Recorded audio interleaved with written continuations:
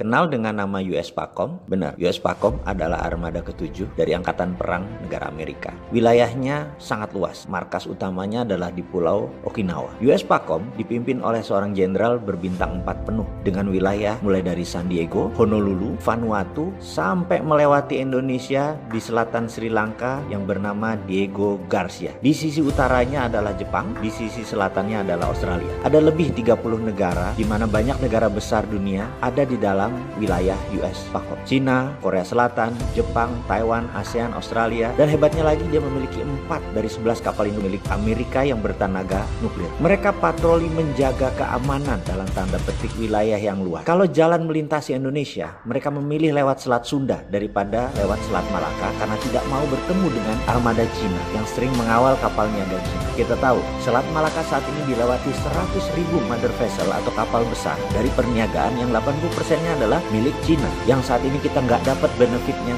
sepeser pun, bahkan dapat sampah dan dapat kotorannya. Dan sepertinya sampai saat ini pemerintah juga nggak peduli, yang penting happy gitu ya. Sekali lagi kita lanjut. Salah satu yang saya paling sebel adalah kalau kapal perang negara lain itu sangat hormat masuk wilayah perairan Indonesia dengan lower the flag atau menurunkan bendera. Sementara kalau armada Cina lewat, selalu kapal perangnya menggunakan bendera full flag. Jadi dikibarkan semuanya dan itu tidak menunjukkan rasa hormat ke Indonesia. Seakan-akan Indonesia itu anak buah gue, seakan-akan ini perairan Indonesia, atau memang Indonesia sudah takluk ya sama Cina. Amerika aja masih sopan, lower the flag kalau lewat perairan Indonesia. Atau jangan-jangan pemerintah Indonesia memang nggak ngerti kode etik beginian, terlalu kasual. Jadi hal-hal seperti esprit de corps atau semangat kebangsaan luntur semua. Nggak ngerti kalau Cina full flag begitu artinya sombong atau menantang, atau memang ini wilayah gue, lo mau apa? Karena memilih Selat Sunda, maka Cina sewaktu mau membiayai jembatan Selat Sunda dengan berbagai alasan Amerika tidak menyetujuinya. Gimana dia setujui kalau nanti jembatan itu jadi dibiayai oleh Cina dan barang Cina? Kapal perangnya Amerika yang lewat di bawahnya langsung difoto-fotoin sama Cina dan tahu apa yang harus dilakukan, dan itu adalah sistem intelijen yang tidak mau Amerika dikuasai oleh Cina. Tapi mungkin kalau yang bangun Amerika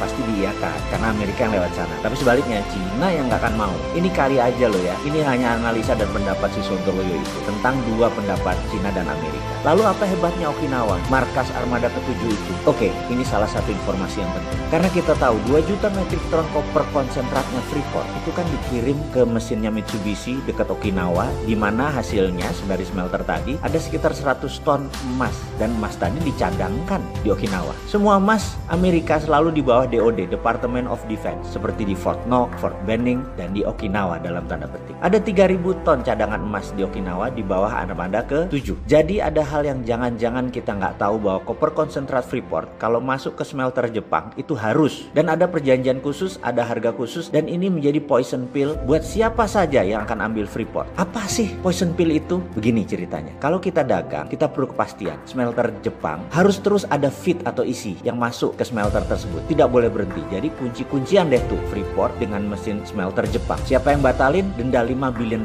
misalnya. Lalu kita saat ini mengambil 51% saham Freeport, ternyata barangnya tetap harus ke Jepang. Coba deh di break agreementnya, poison pill-nya kemakan sama kita bayar $5 billion.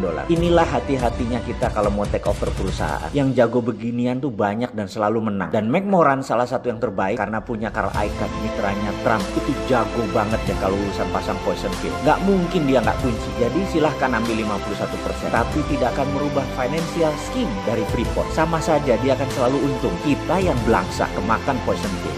Mudah-mudahan kita nggak sebodoh itu para pejabat. Bukan asal beli perusahaan pakai hutang dengan menjaminkan aset negara, di mana ujungnya di tahun 2021 tahu-tahu kita nggak bisa balik nama, nggak dapat 51%, atau harus tambah dana gede-gedean karena harus membangun tambang dalam, pinjam hutang lagi. Barangnya tetap ke Jepang, dijagain sama armada ke-7. Jadi susah yang ngurus negara.